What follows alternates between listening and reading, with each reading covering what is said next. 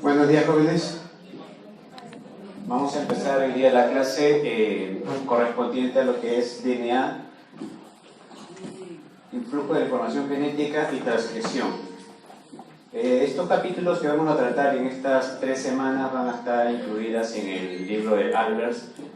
También pueden tener referencias en el libro de Chang. Y hoy día simplemente nos vamos a centrar en el flujo de información genética, la transcripción. La próxima semana estaremos viendo reparación de ADN, código genético y traducción. Y la tercera semana que me corresponde a mí dar esta clase, estaríamos viendo regulación de la expresión genética. Bien,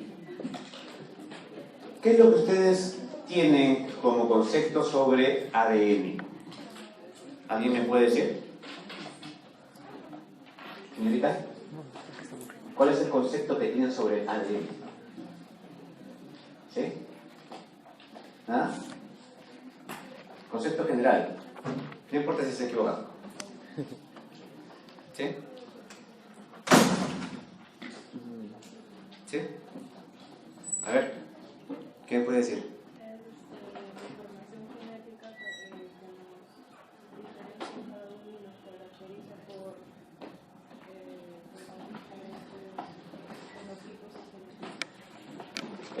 Ahí están un poco con algunos conceptos confundidos, ¿ya? No es la información genética, contiene la información genética y que tiene mucho que ver sobre el genotipo y el fenotipo, sí, pero el ADN específicamente es el genotipo, la secuencia de ADN, el conjunto de genes es el genotipo, ¿no? Pero ¿por qué es importante que nosotros estudiemos esta molécula? Porque es importante que nosotros sepamos qué es lo que contiene el ADN. ¿Alguien se ha cuestionado esa pregunta? Evolución. Por evolución nosotros podríamos mantener una molécula de ADN. Pensemos sobre lo que es la vida.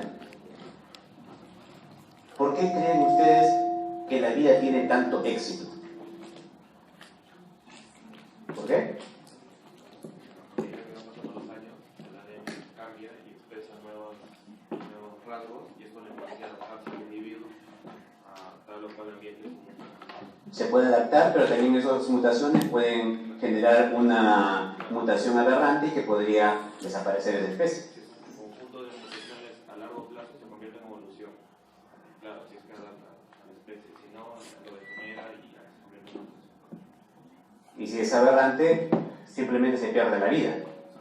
Entonces, muchas cosas que ocurren en el ADN pueden adaptarse para mantener la vida o pueden generarse para eliminar la vida. Pero ¿por qué la vida se mantiene? ¿Cuál es el éxito? De que siempre hay un organismo vivo. Porque la probabilidad de que el ADN mute para mal también está. Y es más alta que la que nosotros pensamos. Entonces, ¿cuál es el éxito en el flujo de la información genética? Quiere decir que el ADN se mantiene. Entonces, la herencia, que fue estudiada por Gregory Mendel en el 65, en 1865, los factores de la herencia, aunque él simplemente vio pantallazos de lo que era la herencia, no pudo descifrar cuál era el principio fundamental de la herencia, simplemente denominó algo como genes. Incluso sus estudios fueron ignorados hasta finales de 1800. Por cerca de 1900 empezó a redescubrirse la teoría de Mendel. Pero él había observado las cosas microscópicas, había observado que el DNA se podía perpetuar. Y aquí viene la reflexión. El DNA es fundamental para la vida, porque la vida, sin mantener una información, no existiría. Entonces, el éxito de la vida es mantener y manejar esa información. Entonces, eso es lo que nosotros llamamos como la herencia. Y es lo que después, posteriormente, Walter Sutton interrelacionó la citología con el mendelismo cuando observó las células en división, que ustedes han observado la semana pasada en la clase de práctica de la mitosis, ¿cierto? Entonces observaban que existían ciertas estructuras que en el momento de la división celular pasaban hacia ambas células hijas. Entonces, de allí empezamos a hablar ya de conceptos de genes, de herencia, pero todavía no se vislumbraba lo que era el DNA. El DNA, como tal, aparece con Friedrich Michel en 1868, y en este momento, cuando él estaba analizando vendajes, células que se encontraban en las vendas, células sanguíneas, algunos linfocitos, encontró que estas tenían un núcleo y que dentro tenían una sustancia ácida. Por eso la denominó nucleína. Entonces, a partir de allí, el núcleo tenía nucleína. Walter Sutton dice que el núcleo desaparecía y formaba ciertas estructuras que se iban hacia las dos células que se dividían. Es en el 1928 que Friedrich Griffin determina lo que es el principio transformante. ¿Qué es el principio transformante? El principio transformante básicamente fue la conclusión de una visualización de un experimento. ¿Qué estuvo haciendo? Vio que estudiando bacterias de neumococcus que causan la neumonía, existían dos tipos diferentes de neumococcus. Los de forma S y los de forma R, las rugosas, ¿no? Y la de forma lisa, la S. La cápside era distinta, pero observó que podía existir una transformación, ¿no? Podía transformarse de S a R, ¿no? Y entonces dijo, existe una molécula que lleva la información hereditaria. Y obviamente, simplemente se quedó en ese concepto. Existe un principio de transformación, algo que transforma una bacteria de avirulenta a virulenta. Pero después, en 1944, Oswald Avery, McLeod y McCarthy reportaron que ese mismo principio transformante era la molécula del ADN, ¿no? ¿Cómo hicieron?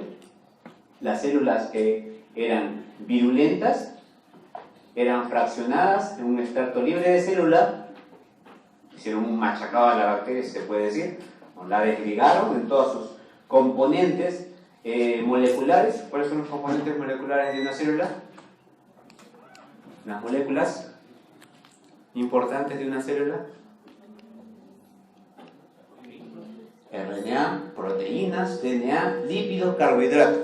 Cualquiera de esas moléculas era el candidato para hacer esta transformación. Entonces se evaluó cada una de esas moléculas. ¿Qué pasa si yo pongo RNA y las enfrento a las células avirulentas?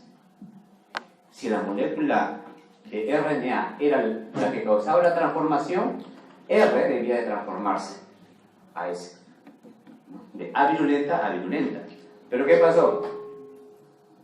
Con RNA, yo elimino la molécula de RNA.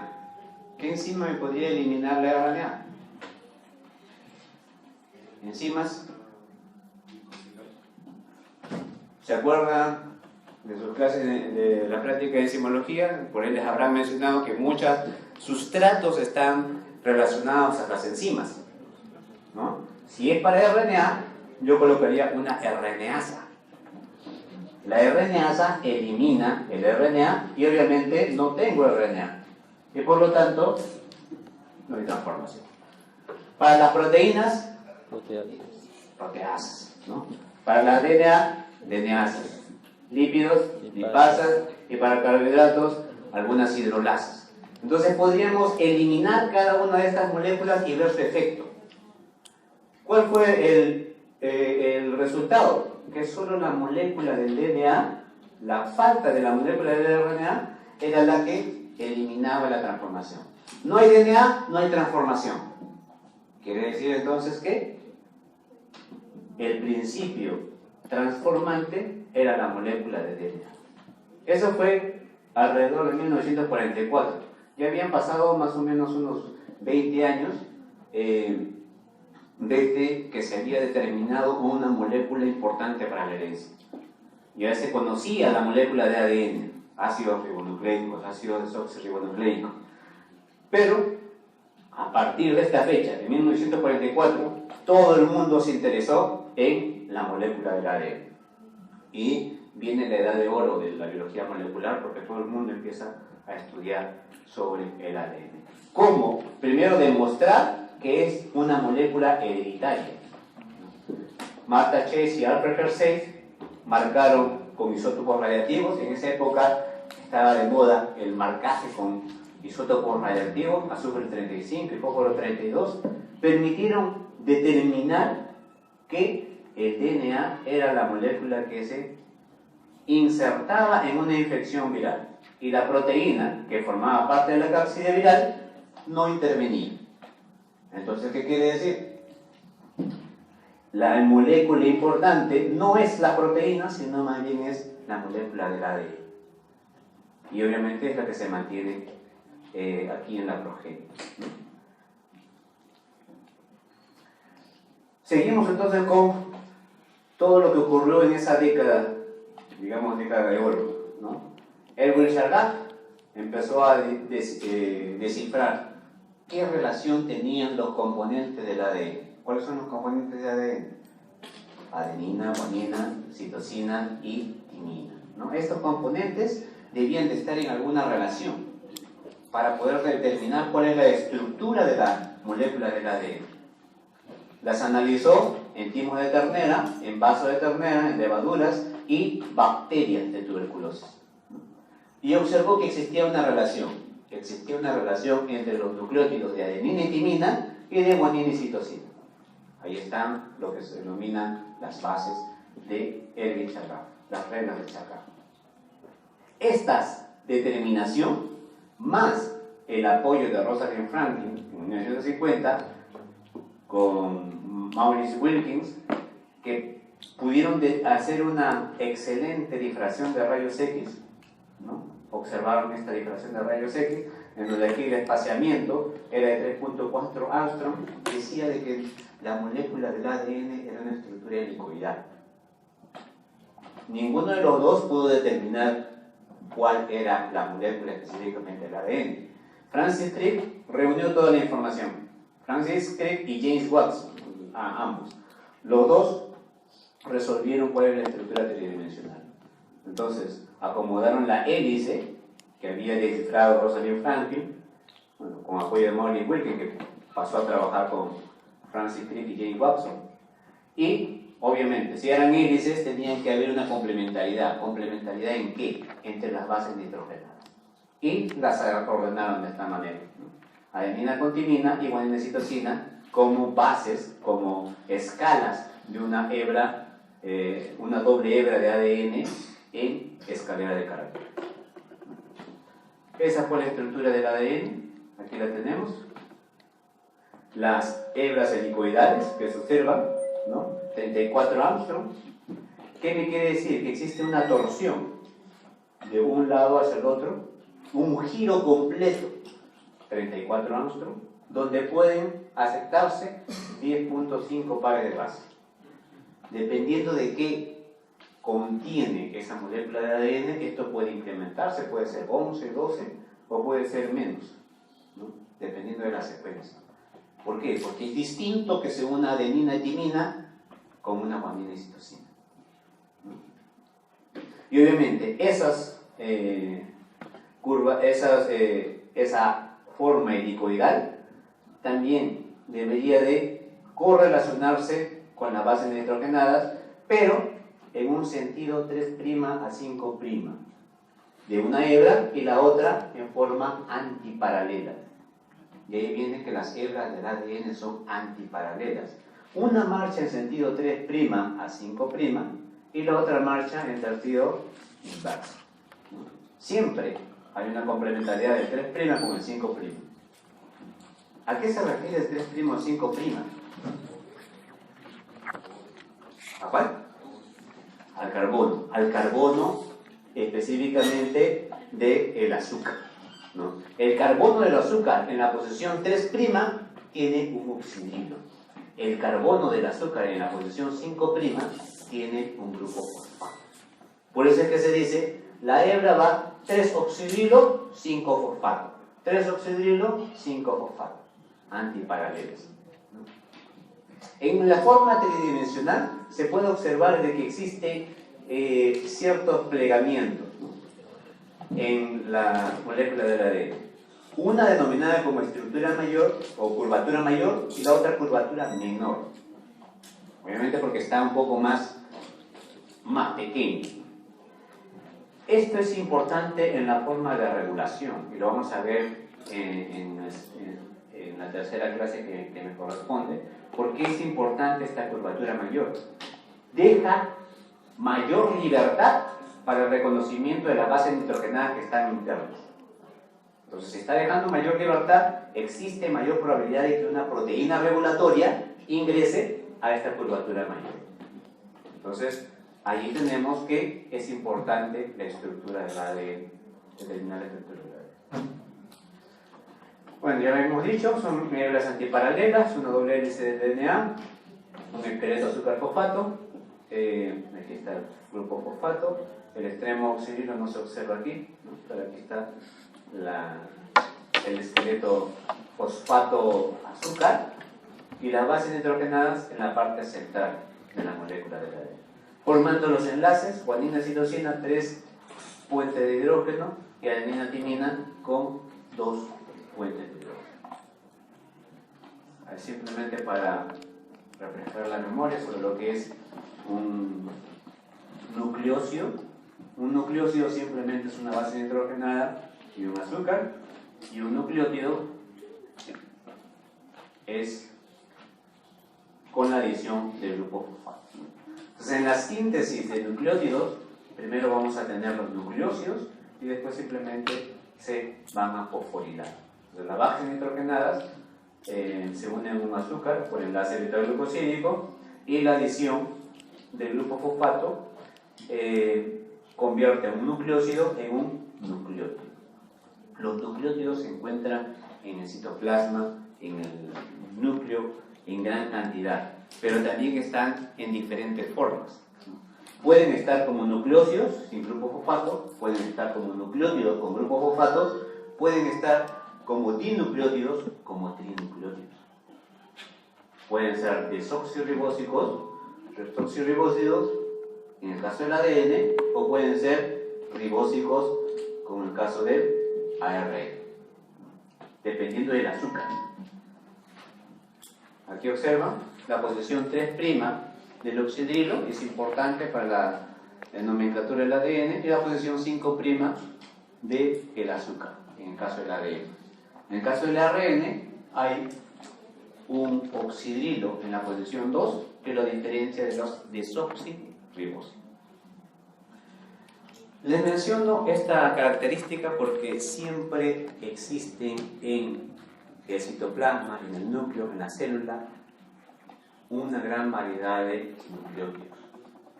No todos son los que conforman el ADN. Hay moléculas de ARN y hay moléculas hay nucleótidos que forman parte de la energía. Son moléculas energéticas, se utilizan como moléculas energéticas. ¿Cuáles son esas? El ATP, ¿no? El ATP es un ribósido de adenina. Entonces, el ATP es el ribósido, el que se usa para acumular la energía en el ciclo de Krebs. Bien, entonces, en esa época, en 1950 y 1960, Matthew Mendelssohn y Frank Stahl también determinaron cuál debía ser la función de replicación del ADN. Por la estructura, como ya se había quedado conformada por Watson y Crick, William Watson y Francis Crick, mantenemos una estructura que puede generar una hebra hija. Se separa el molde, cada una de las moldes formaría una hebra parental y se sintetizarían una hebra hija, que sería complementaria a la hebra parental. Esto es lo que quedó del modelo de James Watson y Francis Crick. Pero no fue demostrado sino hasta 1958 con Matthew Matheson y Frank Stahl, en que nuevamente utilizando isótopos radiactivos marcaron el ADN y vieron cómo se generaban los híbridos. Si teníamos DNA completamente marcado con nitrógeno 15, es un DNA más pesado, obviamente está acá, y obviamente se la cultivó en nitrógeno 14. Al cultivarla, esas bacterias en nitrógeno 14 debían de cambiar el nitrógeno de las hebras de ADN. Y observaron que aparecía un híbrido, este híbrido, que contiene una hebra de nitrógeno 15 y una hebra de nitrógeno 14. Esa sería la primera generación. Se sigue duplicando la bacteria, sigue en medio de nitrógeno 14, obviamente empieza a aparecer la hebra de nitrógeno 14. Ya no hay la hebra de nitrógeno 15.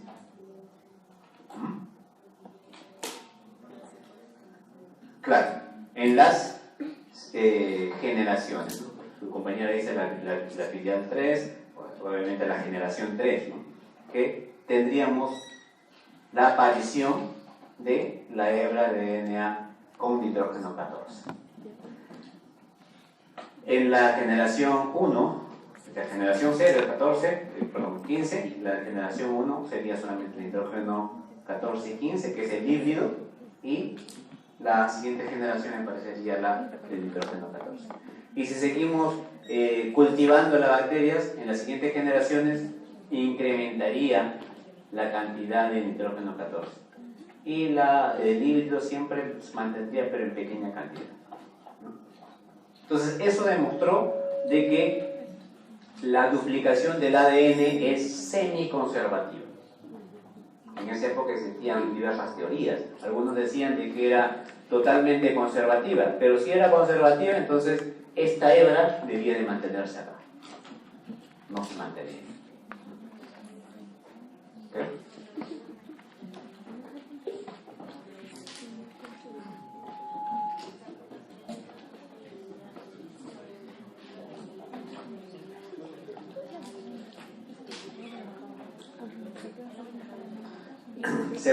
Según las tablas que ya se habían desarrollado de Mendel, también correspondería a este mismo esquema, ¿no?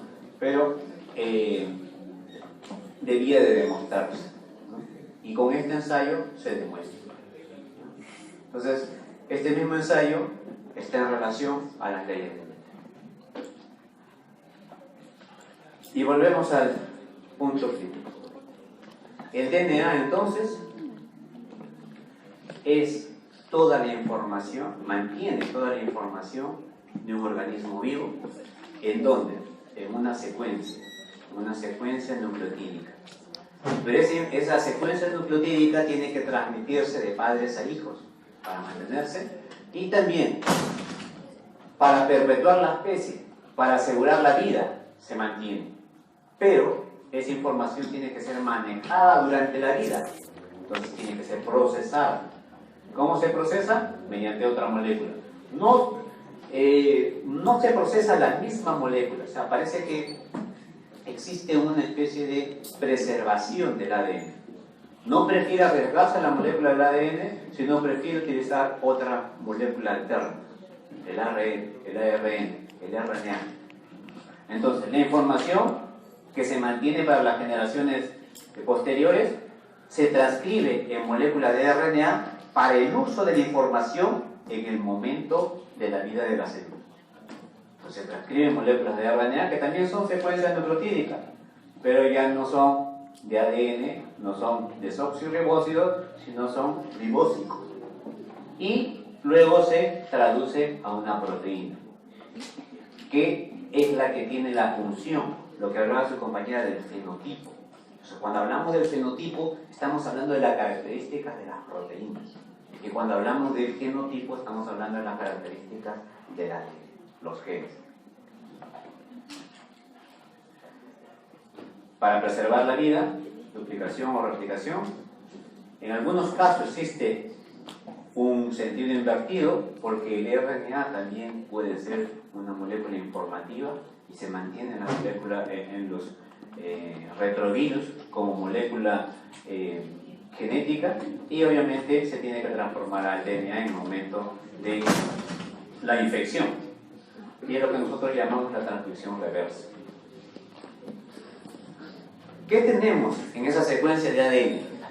En esa secuencia de ADN están entonces los genes distribuidos. ¿Cómo se distribuyen esos genes?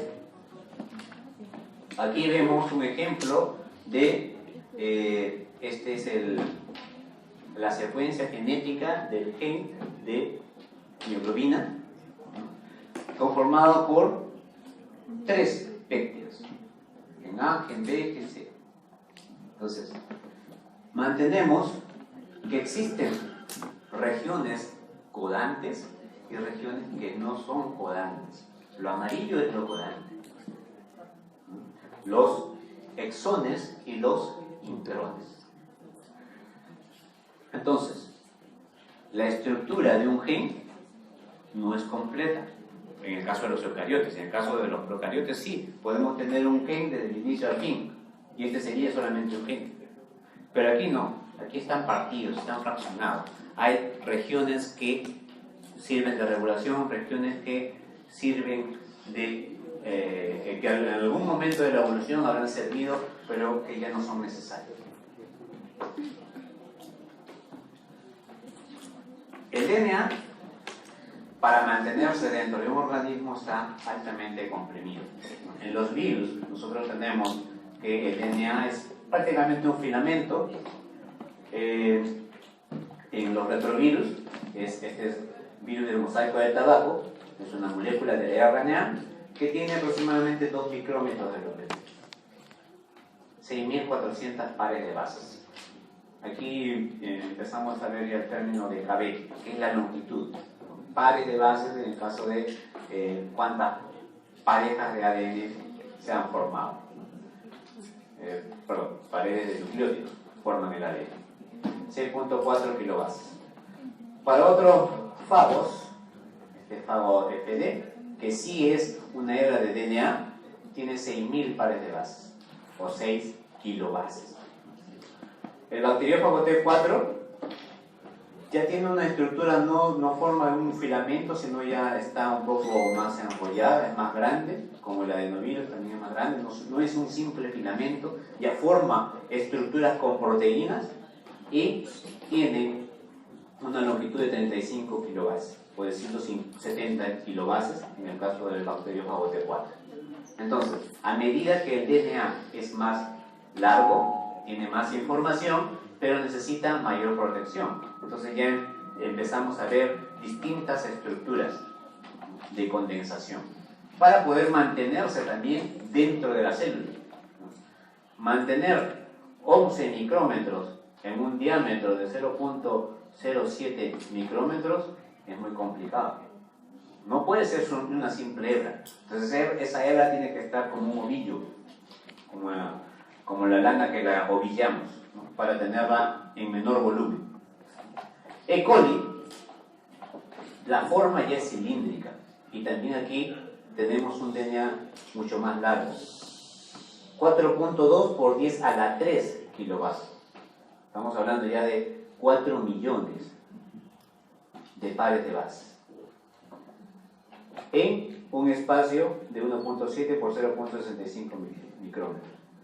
El mitocondrio humano, la mitocondria, sabemos que tiene un DNA propio. También este DNA está dentro de la mitocondria, que es aproximadamente de 3 por 0.5 micrómetros, casi el tamaño de una bacteria, un poco más grande que una bacteria. Y observamos que hay 17 kilobases que tienen que estar dentro de este tamaño. Y hay que hablar con el genoma humano, ¿no? Que una célula promedio tiene unos 6 micrómetros de diámetro, pero debemos de mantener 46 cromosomas, 46 filamentos de ADN. Todos ellos deben de estar obviamente empaquetados, ¿no? El empaquetamiento máximo es de 1.8 metros, casi 2, perdón, la longitud máxima, 1.8 metros, casi 2 metros, y yo extiendo un cromosoma. Esta es la forma en cómo se apresaría un bacteriófago, la forma que habíamos mencionado con proteínas. Aquí tenemos otro bacteriófago empaquetado dentro de una cápside. En bacterias ya empiezan a existir proteínas que empiezan a plegar el ADN, y obviamente en mamíferos el ADN también estaría plegándose. ¿Cuándo alcanza el máximo plegamiento del ADN? En el proceso de división, cuando nosotros podemos observar los cromosomas, ¿no? En la fase metafásica nosotros observamos los cromosomas de esta forma, pero en la fase interfase el DNA está disuelto, entonces no está condensado. El DNA aquí estaría en algunas regiones formando la heterocromatina y en otras la eucromatina. Eso lo vamos a ver más adelante. Y obviamente los genes dentro de ese filamento tan largo del ADN están ordenados de acuerdo al organismo. Un organismo decide cómo ordena sus genes o cómo están ubicados. Por ejemplo, en levadura, Saccharomyces cerevisiae, los genes están casi uno tras otro. O sea, casi se utiliza toda la información que está dentro del ADN. Pero en el caso del humano, fíjense, hay muchas regiones repetitivas y lo único que corresponde a genes no llega ni al 10%. Entonces existe una gran incertidumbre del por qué nosotros en los organismos superiores tenemos mayor cantidad de ADN que no representan un gen. Todavía se encuentra en análisis de eso. Y eso también lo podemos observar aquí en estas cabras, una cabra de la China y una cabra de la India. Aparentemente son similares, podríamos decir que son especies iguales. Podría una descender de la otra. Pero observamos genéticamente esta. Fíjense cuántos cromosomas tiene. Y solamente el de la India tiene 6 cromosomas. Entonces, el uso de la información en esta cabra de la India es mayor que en la de China. Entonces, los genes están aquí, quizás en relación como el de la levadura, uno tras otro, mientras que en el otro están totalmente dispersos. Entonces, cada organismo va a tener un propio ordenamiento de los genes.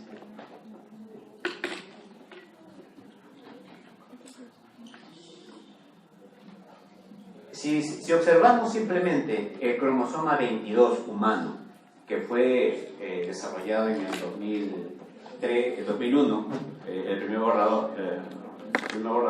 fue en la década del 90, el borrador ya completo del genoma humano ya determinó este cromosoma 22 de esta estructura, con una gran región de heterocromatina. Ya vamos a ver por qué es heterocromatina, porque está más condensado, ¿no? Entonces, si nosotros analizamos este cromosoma 22, que tiene 48 por 10 a la 6 nucleótidos de longitud, 48 millones de nucleótidos de ADN, observamos solamente una fracción del 10% del cromosoma y vemos cuántos genes hay allí. Lo que está en rojo es denominado gen predicho. Lo que está aquí en marroncito es el gen verdadero. O sea, cuando se ha determinado un gen, tiene que estar completo. Un gen completo tiene región reguladora, región de inicio y región final. Entonces, estos marroncitos se han demostrado de que generan una proteína. Pero fíjense cuántos hay. Muy pocos. En relación a los rojos. Los rojos son denominados genes que han sido predichos por sistemas computacionales. Entonces, se cree que es un gen. Si nosotros analizamos esta región, la ampliamos más, observamos que aquí contenemos 4 genes. 2 que son genes reales, porque sabemos que tienen una proteína, y 2 genes hipotéticos, porque todavía no se determina cuál es la proteína. Entonces, existen muchos de estos genes hipotéticos, predichos solamente por análisis computacional, que se encuentran en el genoma humano, pero que no se ha demostrado si realmente generan una proteína. Un gen, como les dije, está conformado, en el caso humano, está conformado por una región regulatoria, un segmento específico de regulación, toda esta zona, y regiones codantes, que serían los exones, los rojos, y regiones no codantes, que son los intrones. Y observen, de toda esta longitud, 3.4 por 10 a la 4 pares de bases, pares de nucleótidos, la cantidad de la información que realmente se utiliza para la proteína es mínima. Son solamente los puntitos rojos. El resto simplemente son regiones regulatorias. Si nosotros analizamos el genoma humano, bueno, aquí está la longitud total, 3.2 por 10 a la 9 pares de bases, el número de genes que encontramos son aproximadamente 21.000 genes que codifican la proteína. La longitud de los genes por proteína son 2.4 por 10 a la 6 pares de nucleótidos. El tamaño promedio de los genes, 27.000, una longitud de 27.000 nucleótidos, generaría un gen. El número mínimo de exones, solamente un exón. Con un solo exón yo puedo tener una proteína. El número máximo de exones, hasta 178. O sea, ese es en el caso de las inmunoglobulinas. Las inmunoglobulinas están formadas por fragmentos pequeñitos de regiones codantes y obviamente pueden llegar a 178 exones, que todos esos se van a formar una sola proteína. El promedio del número de exones por gen es 10.4, quiere decir que no todos tienen 178 fragmentos genéticos. El tamaño del exón más largo es de 17.106. El promedio de los tamaños de los exones es 145 nucleótidos. Existen también genes para RNA no codante. Hay genes que codifican una proteína, pero hay genes que codifican a una molécula de RNA. ¿Cuáles son las moléculas de RNA? Las que están en el ribosoma, ¿no? Las que están en el ribosoma, pero no son las únicas. Existen otras moléculas de RNA que las vamos a ver más adelante y que aproximadamente existirían algo de 9.000 tipos de RNAs. Número de pseudogenes, mayor de 20.000 pseudogenes, genes que ya no tienen actividad, genes que posiblemente en la evolución han perdido su función. Porcentaje de DNA en los exones, fíjense, 1.5% es lo que realmente representa las proteínas que nosotros conocemos del DNA. El porcentaje del DNA que ha sido conservado a través de las especies, 3.5%. El porcentaje de elementos de DNA que son repetitivos, mayor del 50%. Y si nosotros fijamos la mirada sobre este número de aproximadamente 50% de elementos repetitivos, corresponde a elementos que han sido derivados de algún retrovirus. En la evolución, en el proceso de la evolución, algún retrovirus dejó su DNA inserto en el genoma humano y se mantuvo. Entonces, los genes LINES y SINES son elementos retrovirales que se mantienen todavía en el genoma humano. ¿Por qué motivo? no se sabe. Pero fíjense, casi es el 50%, transporzones, ¿no?, que son secuencias repetitivas. Secuencias únicas y solamente lo que son genes es este pequeño porcentaje, ¿no? Proteínas codantes, este rojito. Obviamente, esto ya lo deben haber visto. ¿Para qué me sirve el estudio de los genes dentro de un cromosoma? Esta es una imagen tomada de un DNA, de una célula en metafase. Se puede clasificar de acuerdo a su tamaño, a su estructura en los cromosomas, y obtenemos nosotros el cariotipo. Y este cariotipo me permite definir si es que existe alguna aberración, algunos cambios cromosomales, algunas translocaciones. Este de aquí, por ejemplo, es una translocación.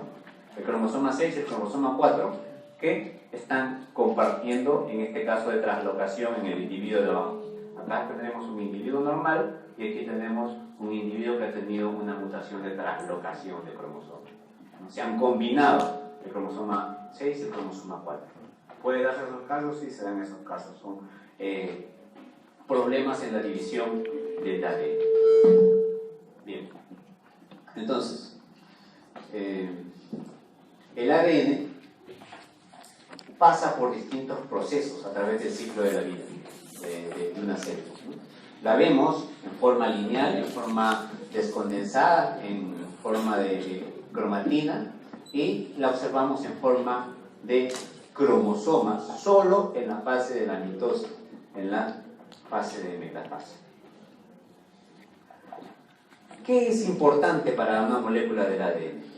En nuestro caso, son 3 secciones específicas: un centrómero, un origen de replicación, bueno, varios orígenes de replicación. Cuando un DNA es extremadamente largo, la duplicación tiene que ser rápida. Y la duplicación, si empezamos de un solo sitio, no la vamos a acabar rápido. Si la empezamos de varios sitios, sí la acabamos rápido. Entonces existen varios orígenes de replicación, son secuencias específicas en el ADN, y obviamente para un DNA de tipo lineal también es importante la secuencia de los telómeros. Son 3 secuencias específicas que se mantienen en un DNA de tipo lineal. Esto ya lo deben de haber visto en la clase pasada, que la unidad básica del DNA está en el nucleosoma. Principalmente las histonas son las que forman los nucleosomas, pero también existen otras proteínas que no son histonas. ¿Por qué las histonas son importantes? Porque mantienen el nucleosoma debido a su gran carga de negatividad del DNA. Entonces la proteína importante, que es la histona, tiene que tener una gran carga de positividad. Las lisinas y argininas son aminoácidos básicos con carga positiva. Entonces eso permite que el DNA se acople fácilmente. Aquí están las histonas, que las deben de haber visto la semana pasada. Y obviamente toda esta molécula del ADN no está sola, está siempre rodeada de proteínas, y obviamente tiene que tener una estructura dinámica. Se formarán nucleosomas, se deshacerán nucleosomas en algún momento.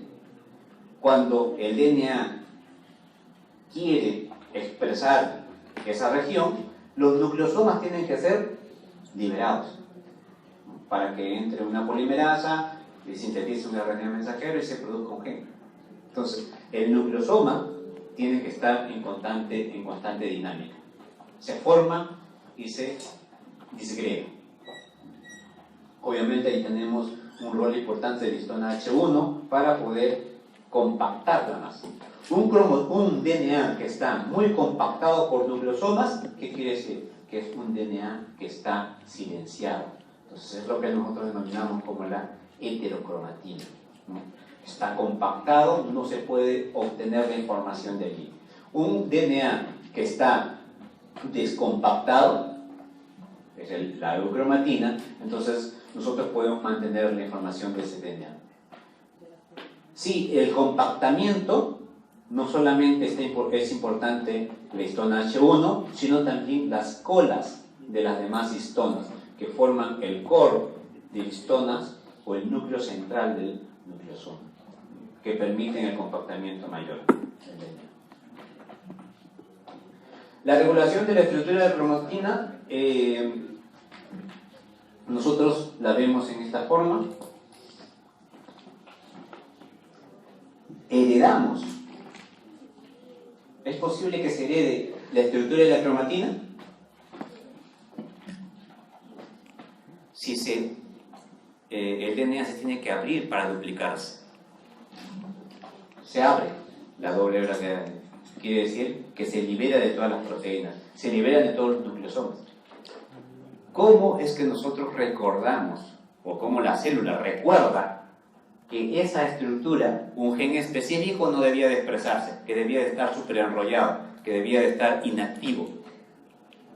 Esos eventos todavía no están claros, y esos son eventos que se denominan como herencia epigenética, que es muy distinto a una herencia genética. Entonces, existen dos formas de herencia. La herencia genética, específicamente en relación al gen. El gen es una secuencia específica que va a generar una proteína. Si el gen cambia, muta, el gen se apaga o pierde su actividad, pierde su función, pierde la naturaleza de esa proteína y la mantendremos como un gen alterado. La herencia epigenética no está en relación a una mutación, está en relación a cómo se mantiene la estructura de la cromatina. Si el gen está activo, no está rodeado de proteínas. Si el gen está inactivo, está rodeado de proteínas que lo están compactando. Entonces, un gen silenciado es un gen compactado.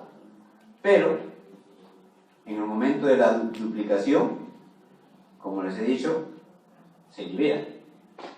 Pueden en ese momento optar a mantenerse encendido si es que no tiene las proteínas que lo regulan, o mantenerse en estado apagado si es que mantiene las proteínas que regulan la expresión. ¿Pero hemos alterado la constitución del gen? No, pero estamos alterando la función.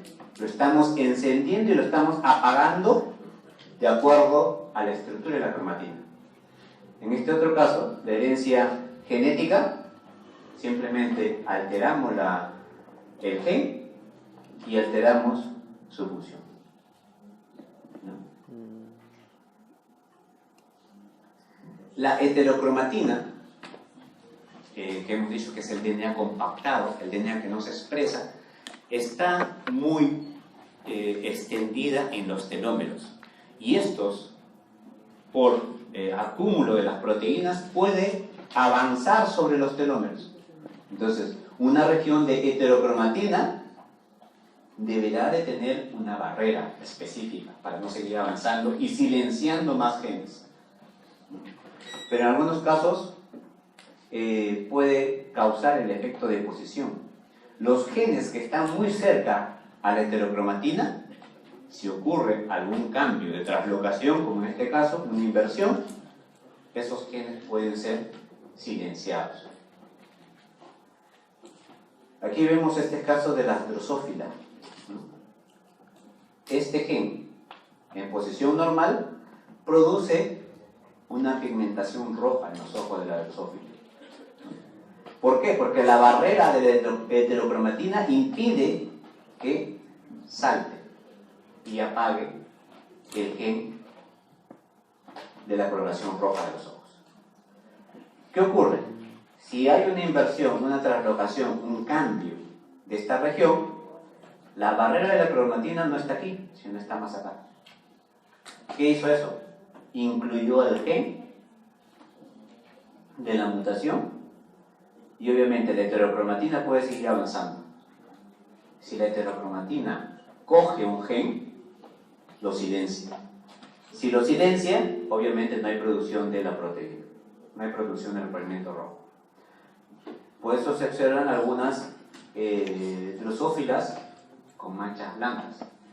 Las células germinales de sus ojos, algunas las mantienen en posición normal pero otras han sufrido inversión. Entonces se ve que tiene puntitos blancos. Las células germinales con puntitos blancos sufrieron este efecto de deposición por la extensión de la heterocromatina. La heterocromatina sobrepasó la barrera y inhibió en esta zona la producción del pigmento rojo. Es un efecto que puede producirse no en células germinales, sino en células somáticas, como aquí lo estamos observando. ¿No? Es producto final de la formación del ojo. Las modificaciones de la cromatina también involucran modificaciones covalentes de las histonas. Esas modificaciones, que creo que algo se evaluó la semana pasada, son fosforilaciones, acetilaciones, ¿no? Metilaciones y ubiquitinaciones. Cada una de ellas tiene una importante función. Específicamente, las histonas H3 y H4 están muy relacionadas a lo que es expresión de un gen y están muy relacionadas a acetilaciones y metilaciones. Una acetilación es causada por la histona acetiltransferasa, que la acetila, pero también el paso es reversible. Tenemos las histonas diacetilasas. Se acetila o se desacetila el grupo amino de la lisina en este caso. Las fosforilaciones generalmente son por quinasas o histona fosfatasa, también son reversibles, que ocurren en las colas de las histonas. Metilaciones también son reversibles y observen de que las metilaciones pueden ser hasta en 3 ocasiones. Metilación 1, metilación 2, metilación 3. Son las histonas metiltransferasas, histonas demetilasas son las que demetilan. Entonces, esos cambios, son modificaciones covalentes, también están involucrados en la dinámica de la cromatina. Las modificaciones de las histonas, específicamente las acetilaciones, están relacionadas a la actividad de la cromatina. Las metilaciones están relacionadas a la inactividad de la cromatina. Actividad, entiéndase por expresión. El DNA tiene que estar libre de nucleosomas para poder expresarse.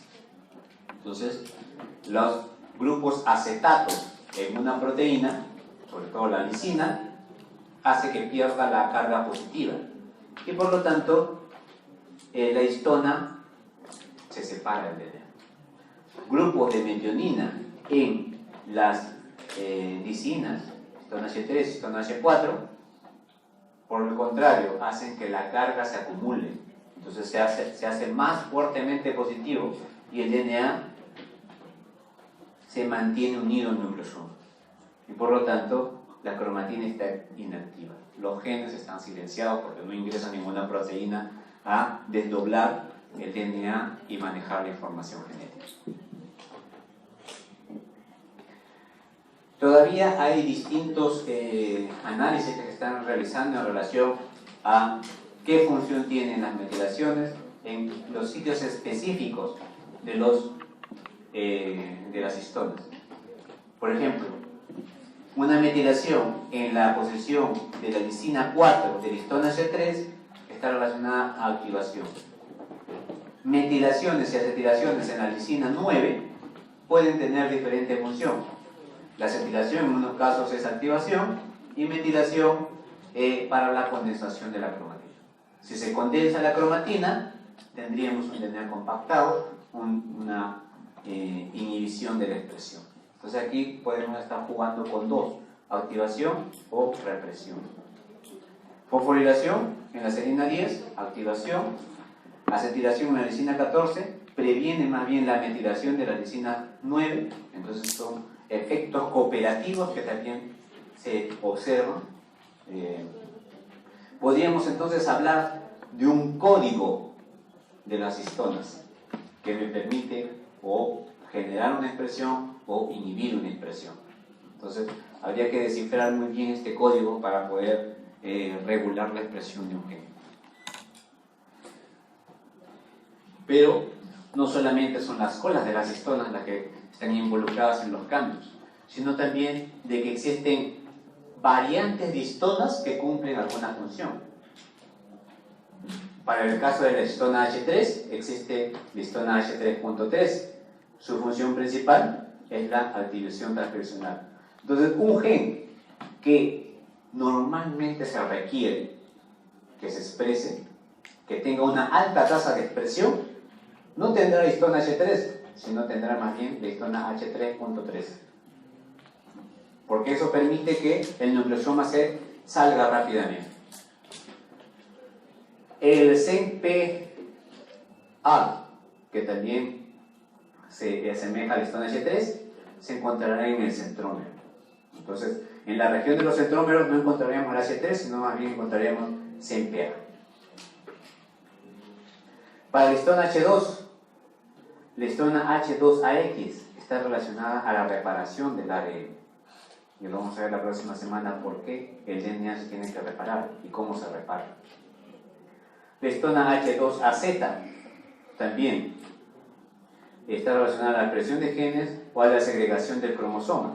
Entonces, este es importante en el momento de la segregación de los cromosomas. Se reemplazan las histonas. La macro H2A, inactivación del cromosoma X. En algunos casos, creo que este es en Drosophila. ¿Se acuerdan? Bueno, sabemos de que nosotros, los humanos, tenemos, en el caso de las mujeres, tienen dos cromosomas X. Uno se expresa, el otro no se expresa. Uno está silenciado, posiblemente por algún tipo de histona.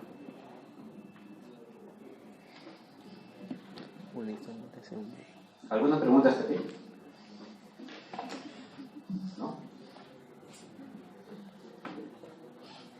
Bien, ya hemos visto todas las características del DNA, características del cromosoma, algunas estructuras, y vamos a pasar un poco a la función de duplicación del DNA. El DNA no solamente es lineal, como en el caso humano, también lo tenemos en forma circular. El DNA de los plásmidos es circular, el DNA de las bacterias es circular, en la mayoría de los casos. Y la formación de una duplicación del ADN en una hebra hija puede darse a partir de un origen de replicación. Un solo origen de replicación si el DNA es corto. Si el DNA es corto, basta un origen de replicación, como se ve en esta microcromatografía electrónica. Aquí se ha abierto una especie de ojito y a partir de allí se duplica el ADN y se obtienen dos hebras de ADN, ¿no? Dos moléculas circulares de ADN. Pero cuando el DNA es extremadamente largo, no requerimos un solo origen de replicación, sino requerimos de varios orígenes de replicación. Ustedes observan acá el DNA lineal, en el caso humano. Habíamos dicho las secuencias importantes: los telómeros a los extremos, el centrómero a la parte central y distintos orígenes de replicación. En este caso hay 5 orígenes de replicación. Los orígenes de replicación van a responder a ciertas proteínas. Es una secuencia específica que es reconocida por un grupo de proteínas. Las proteínas que van a duplicar el ADN, la maquinaria duplicativa. Cuando se abre un origen de replicación, inmediatamente viene otra proteína que mantiene este nuevo origen y lo mantiene cerrado. Entonces, todos los orígenes de replicación, una molécula del ADN, en la duplicación del ADN, solo se abren por una sola vez. No se abren 2 veces. ¿Por qué pasa si se abre? Ya se abrió. Aquí se generó otro origen de replicación. ¿Se vuelve a abrir? No. Solamente se abre por una única vez en el momento de la duplicación. Y de ahí se mantiene cerrado hasta que termina la división y nuevamente otras proteínas vuelvan a activar la apertura del origen de replicación. Entonces, como con varios orígenes de replicación, nosotros obtenemos la duplicación del ADN. ¿Cómo se realiza la síntesis de la duplicación del ADN? La síntesis de una hebra hija, de una nueva hebra, siempre va en el sentido 5' a 3'. ¿Ustedes ven ahí? ¿Por qué? La duplicación del ADN siempre requiere de un segmento cebador, un primer, un cebador, un iniciador, que genere un extremo oxidrilo libre, oxidrilo 3'. La DNA polimerasa, que es una enzima que polimeriza nucleótidos de ADN, lo hace sobre un molde 3' a 5' y iniciando del 3-oxidrilo. Entonces, si requiere el 3-oxidrilo, la síntesis va en la dirección 5' hacia 3. Coloco un nucleótido y queda 3-oxidrilo. Coloco otro nucleótido y queda 3-oxidrilo. Y así sucesivamente. Entonces siempre voy a tener en este extremo el 3-oxidrilo. Entonces la síntesis siempre va a ir en ese sentido. El nucleótido cuando se adiciona en forma cargada energéticamente. Quiere decir entonces en forma trifosfatada. El fosfato alfa primero ataca al oxidrilo, se une al oxidrilo y libera el pirofosfato. Entonces, con cada unión de un nucleótido, primero por complementariedad, el fosfato se une al oxígeno y se libera el pirofosfato. El primer, el molde y el nucleótido trifosfato, los elementos importantes para la síntesis del ADN. La DNA polimerasa. La DNA polimerasa en su forma estructural se asemeja como si fuese una palma de la mano, ¿no? Como si fuese una mano que está cogiendo obviamente la hebra de ADN, y en la palma de la mano se encontrará el sitio activo. En este sitio activo empezará a estar la síntesis del ADN. Ahí se desdobla el ADN y empieza la síntesis.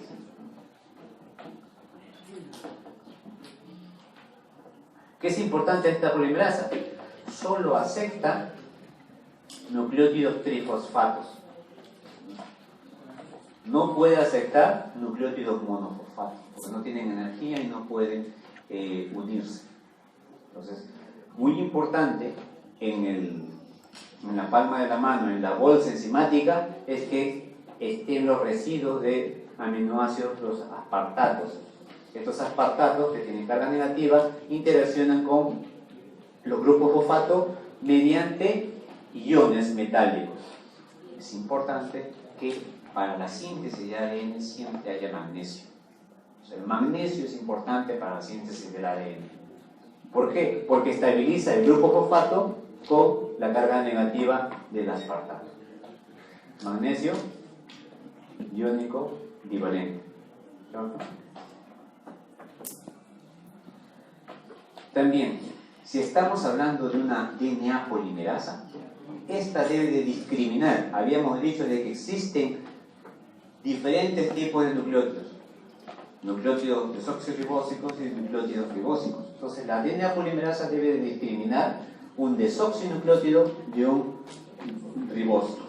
Entonces, si es un ribonucleótido, no puede ingresar, ¿no? Aquí tenemos un aminoácido discriminador que se une, en este caso, al hidrógeno. No podría ingresar un oxidrilo porque es un ribósido y obviamente no se produciría la unión. Ese es un efecto estérico para la eliminación de los ribonucleótidos en la síntesis de ADN. Las enzimas polimerasas también tienen un mecanismo de corrección de errores. Como enzima se puede equivocar. El procesamiento de la enzima es 100 nucleótidos por segundo, siendo muy lentos. Entonces, 100 nucleótidos ha colocado en un segundo. Y en esa actividad puede existir errores. existe una actividad exonucleasa que va de 3' a 5'. Es inversa. La síntesis es de 5' a 3'. La actividad de exonucleasa es de retroceso. Entonces, coloca un nucleótido, si el nucleótido está mal, retrocede y lo elimina. Avanza en 5' a 3', y si está mal, pasa a la actividad exonucleasa y lo elimina. Y vuelve a hacer la síntesis 5' a 3'. Entonces, esa es la actividad de proofreading o de relectura. Vuelve a leer el nucleótido que ha colocado.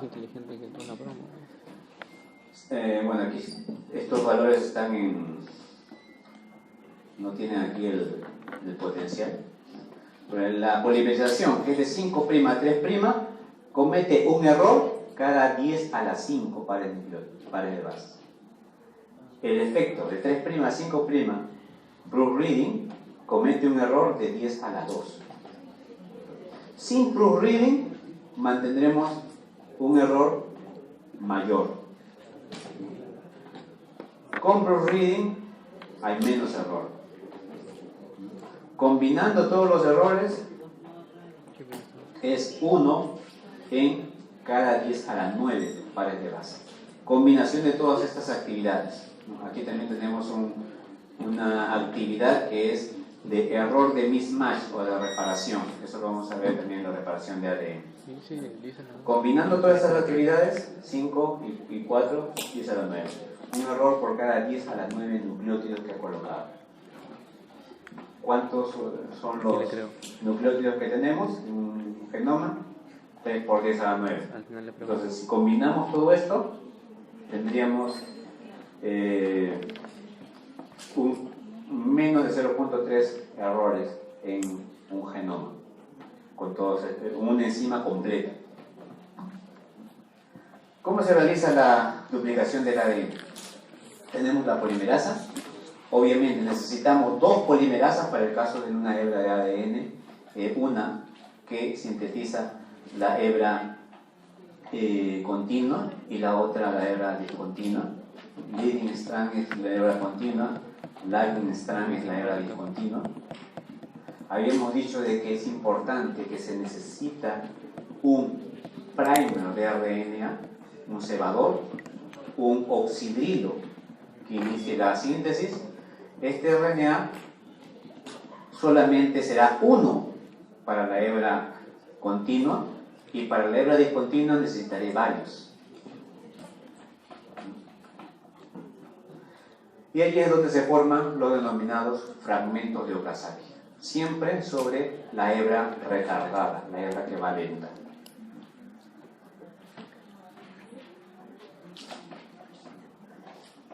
Vamos a ver aquí este esquema. Esta apertura del ADN es en el origen de replicación. En el origen de replicación se sintetiza el primer de ARN, empieza la síntesis de la cadena continua y también en la hebra retardada. ¿Qué ocurre?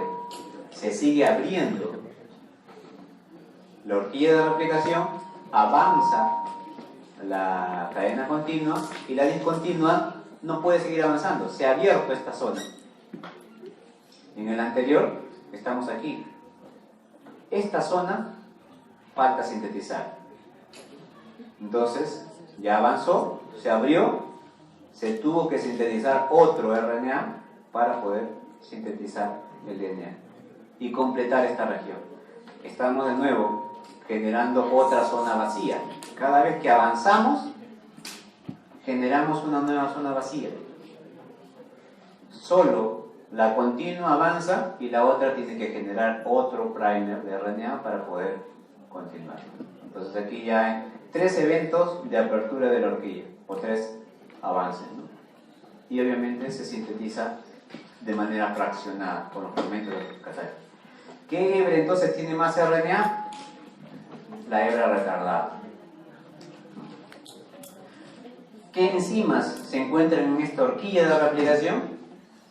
Hay distintas enzimas. Primasa, la primasa obviamente porque genera los primers. En E. coli es la DNA G, en Saccharomyces cerevisiae y en humanos simplemente primasa.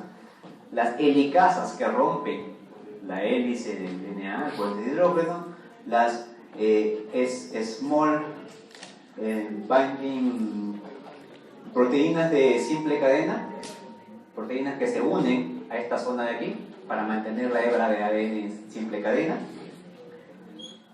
Small binding protein, Escherichia coli son SSP, en Saccharomyces cerevisiae son RPA, como en el caso de humano. Y las topoisomerasas. ¿Por qué son importantes las topoisomerasas? Porque en la maquinaria de replicación, al ir avanzando sobre una hebra helicoidal, al abrir el ADN, lo que ocasiona es un superenrollamiento. Y las topoisomerasas tienen que cortar el ADN, hacer una inversión para eliminar esa tensión que puede romper el ADN. Si se rompe el ADN, es un problema que también tiene solución, lo vamos a ver en la próxima clase. Existen algunos fármacos, como las quinolonas, que inhiben la DNA quirasa, la bacteria gram negativa. Entonces, eso se utiliza también para inhibir la duplicación de las DNA polimerasas en bacterias. En el caso eucariótico necesitamos distintas enzimas. Tenemos DNA polimerasa por delta, epsilon. Delta es para la retardada, epsilon para la cadena continua, polimerasa alfa para la síntesis de la replicación de los primers. En el caso de E. coli simplemente tenemos la polimerasa 3, la olenzima. La síntesis del DNA en E. coli se inicia con la apertura del origen de replicación, que es reconocido por DNA-A. La DNA-B, la helicasa, abre el ADN y empieza la síntesis. Primero con la síntesis del primer por DNA-G. Este es un esquema que representa la duplicación del ADN en E. coli. El ADN de E. coli tiene 3 unidades de polimerasa unidas en un clic deslizante que se desliza a lo largo del DNA y que permite el intercambio de las unidades de polimerasa 3 sobre las hebras de ADN. Una se mantiene sobre la cadena continua y las otras 2 están rotando sobre la cadena discontinua. Entonces siempre va a deslizarse sobre el ADN, una se mantiene sobre la continua y las otras 2 se intercambian. Haciendo ese juego permiten la duplicación más rápida del ADN. En el caso humano, también en el caso de eucariotes, el origen de replicación es reconocido por distintas proteínas, MCM27, que son activadas por quinasas del ciclo celular y que reclutan todas las proteínas necesarias para la apertura del DNA. Y habíamos dicho que necesitamos de la polimerasa alfa, la primasa, que sintetiza los primers, la polimerasa delta, que sintetiza la hebra continua, y la polimerasa epsilon, que sintetiza la hebra retardada. El problema ocurre cuando la DNA polimerasa llega al extremo del ADN. Si observan, solo una llega al final, pero la otra, la retardada, pierde los RNAs. Cuando se remueven todos los RNAs y se sintetizan, se reemplazan por DNA, el último fragmento de RNA no puede ser reemplazado. Entonces, a partir de allí, eliminamos esa región. Y a partir de allí tenemos que el DNA se empieza a cortar. A medida que pasa el tiempo, el DNA se corta. En las células germinales el DNA tiene que estar intacto. Si vamos a cortarlo tras división y división, perdemos información. Para eso existe esta enzima, la telomerasa, que es una molécula de RNA que genera transcripción reversa sobre esa molécula de RNA que lleva y empieza a adicionar segmentos repetitivos, alargando el extremo 5'3'. Si el error estaba aquí, alarga este segmento se puede sintetizar otro RNA y se sintetiza la molécula del DNA. Entonces se repara con un fragmento de Okazaki nuevo. El error que estuvo en esta zona ya no está en esta zona, sino ha sido desplazado más lejos. De esa manera no se pierde información, ¿no? Pero se mantiene todavía un DNA no completo, ¿no? Eso es lo que hace la telomerasa.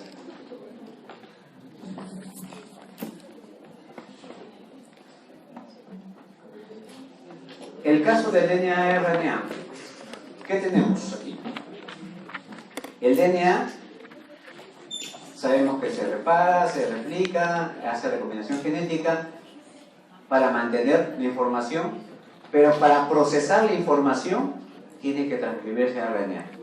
Y el proceso de la información no es igual para todos los genes.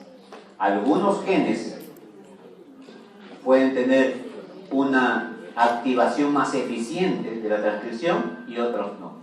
Algunos genes son más usados que otros. Y obviamente tenemos que sintetizar moléculas de RNAs. ¿Cuántos RNAs están involucrados en el proceso de transcripción y traducción? Distintos. RNA mensajero, transferencias ribosomales, eucariotes. En eucariotes tenemos pequeños nucleares, pequeños citoplasmáticos, microRNAs que son muy importantes en la regulación y que ahora están de moda, el uso de microRNAs para terapias génicas, ¿no? En una célula de E. coli, la mayor cantidad de RNAs que tenemos es de los RNAs ribosomales. Le siguen los RNA de transferencia y solamente en menor proporción siempre vamos a encontrar las moléculas de RNA mensajero. Entonces, las moléculas que van a generar una proteína siempre van a estar en menor concentración, menos de 2% para el caso de E. coli, 82% para el caso de los RNA ribosomales.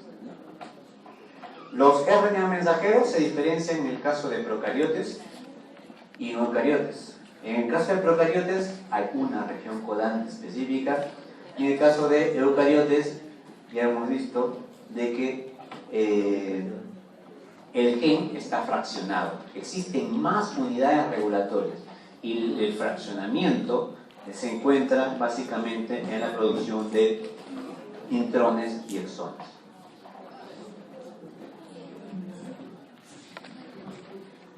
La transcripción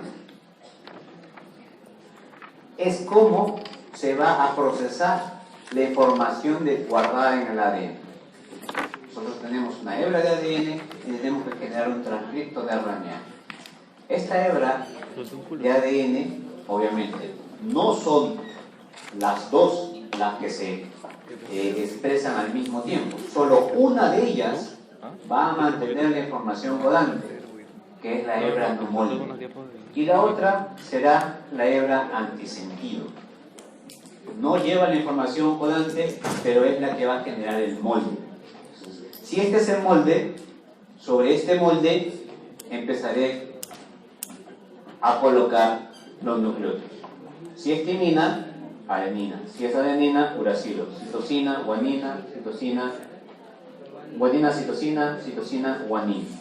Entonces, este es el molde, este es mi transcripto de RNA. ¿Qué estoy observando? El transcripto de RNA es similar a la hebra codante. Y el transcripto de RNA es complementario al molde. Eso siempre debe de quedar claro. En el proceso de transcripción se pueden generar distintos transcriptos: la RNA ribosomal, la RNA de transferencia, las otras ribosomas, pero también ambas hebras pueden mantener información genética.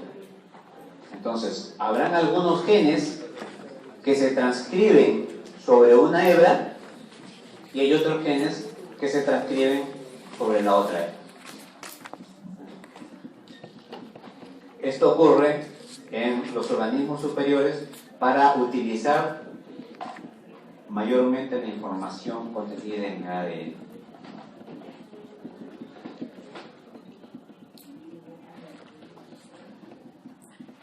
Para el DNA teníamos DNA polimerasas, para el RNA tenemos RNA polimerasas. Y en este caso, para procariotes, existe todo un core, un núcleo central bacteriano procariótico, en que tenemos 2 unidades alfa, 2 unidades betas, una unidad omega y el magnesio importante para mantener los nucleótidos. Para el caso de eucariote tenemos 3 tipos diferentes de polimerasa: polimerasa 1, polimerasa 2 y polimerasa 3, que ya vamos a ver por qué es importante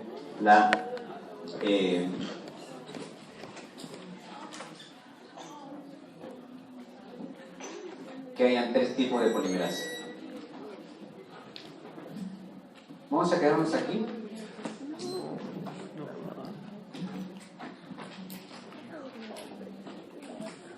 Estaríamos empezando con la iniciación, elongación, terminación, y esto es muy importante, pero nosotros vamos a ver la próxima semana.